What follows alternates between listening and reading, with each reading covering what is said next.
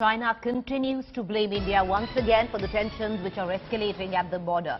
Political counselor of Chinese embassy in India, Li Ya, has now said that on June 18th, Indian troops crossed the Sikkim section of China-India boundary, triggering a close-range face-off. He further added that the section is delimited by the convention between China and Great Britain relating to Tibet and Sikkim in 1990. Listen in. On June 18, Indian border troops crossed the Sikkim section of China-India boundary, triggering a close-range face-off. Actually, this section is delimited by the convention between China and Great Britain relating to Tibet and Sikkim in 1890. In essence, China's territorial sovereignty has been undermined by the Indian border troops.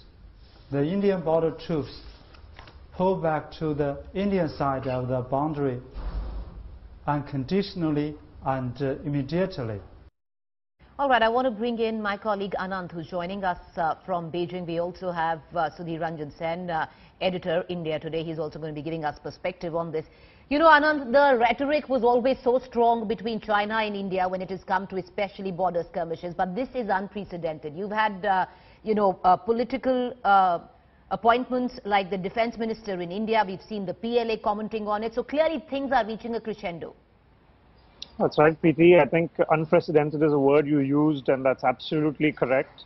In fact, what the political counselor has said is in keeping with what the Chinese Foreign Ministry has been saying here in Beijing, which is that in their view, this is a China-Bhutan issue and India crossed the agreed-upon border in Sikkim.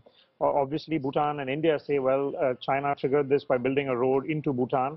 So by the important thing to remember, Preeti, is that by making repeated, almost daily public statements, the worry is that China is closing the space to de-escalate and for all sides to find a way out of this standoff, especially with Prime Minister Modi and President Xi Jinping set to see each other. Well, we don't know if they're meeting separately, but they will see each other in Hamburg in 1 day's time.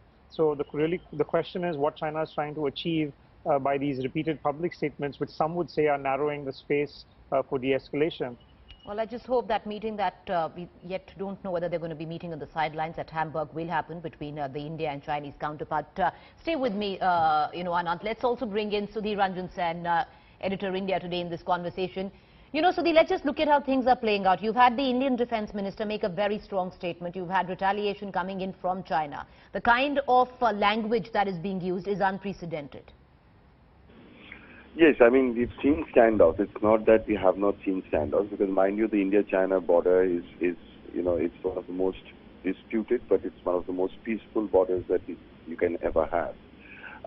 And we've seen these kind of standoffs, but you've never had, these kind of, noise coming from both sides, and especially so China or the defense minister reacting in such a way. So as Anand, as Anand was saying, that more noise or the more, saber rattling that is there, it more or less closes the area to maneuver, and this is one part that is slightly worrying, Pretty.